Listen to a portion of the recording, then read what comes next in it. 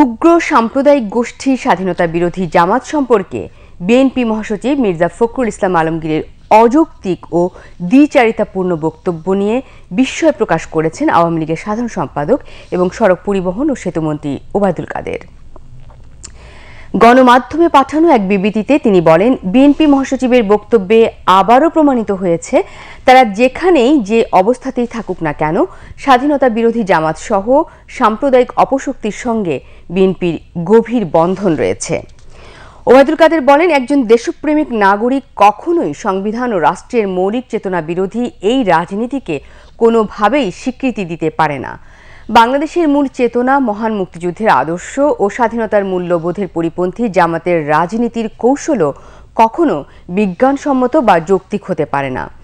মির্জা ফখরুলের বক্তব্যে প্রগতিশীলতার মুখোশের আড়ালে লুকিয়ে রাখা তার আসল চেহারা উন্মোচিত হয়েছে। একই সাথে তার বক্তব্যে উগ্র সাম্প্রদায়িক অপশক্তির সন্ত্রাসী কর্মকাণ্ডে উস্কানি দেওয়ার দুরভিসন্ধি প্রকাশিত হয়েছে। বিবৃতিতে তিনি বলেন, সামরিক স্বৈরাচার জিয়াউর রহমান এদেশের স্বাধীনতা বিরোধী উগ্র সাম্প্রদায়িক অপশক্তির রাজনীতি করার সুযোগ করে দিয়েছিল। ঐতিহাসিকভাবেই বিএনপির সঙ্গে স্বাধীনতা বিরোধী এই অপশক্তির গভীর আঁতাত ও সম্পর্ক রয়েছে, যে কারণে মির্জা ফখরুল সহ বিএনপি নেতৃবৃন্দ তাদের প্রতি এক ধরনের দায়বদ্ধতা অনুভব করে এবং সর্বদা পৃষ্ঠপোষকতা দিয়ে থাকে।